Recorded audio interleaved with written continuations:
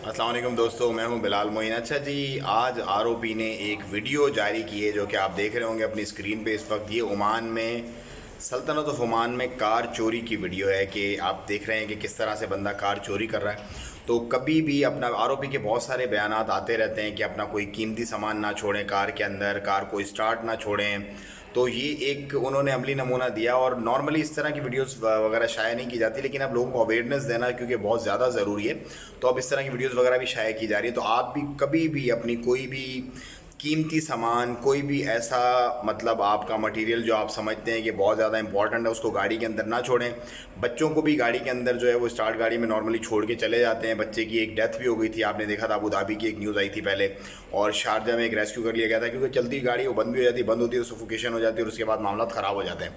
तो ये एक अमली नमूना है। गाड़ी आपने कभी भी स्टार्ट नहीं छोड़नी है, गाड़ी को प्रॉपर पार्क करें, लॉक करें, उसके बाद आप जाएं। उसके बाद जी एक एक्सपेक्ट को अरेस्ट किया गया है जो डेलिबरेटली वादी क्रॉस कर रहा था। रेस्क्यू तो कर लिया, लेकिन उसके बाद उनको अरेस्ट कर लिया क्योंकि यहाँ पे आपको पता है बड़ा ऑफेंस है, वादी आपने क्रॉस नहीं करनी। पिछले दिनों बड़ी बहुत ज़्यादा कीमती जानों का नुकसान हुआ है इन वादियों के चक्कर में, इंजॉयमेंट के चक्कर में। मुक्सल बीच वाला हुआ एक इंसिडेंट, उसके बाद वादियों के अंदर बहुत ज़्यादा लोग चले गए। तो स्ट्रिक्टली आपने वादियों से और पानी से दूर रहना। अभी भी ये मामला चल रहे हैं बारिशों के, आपने देखा होगा बारिश चल रही है बहुत सारे रीजन्स में। और ये मसले मसाइल जो हैं, लोग अपनी जानें जो हैं वो कुर्बान कर रहे हैं।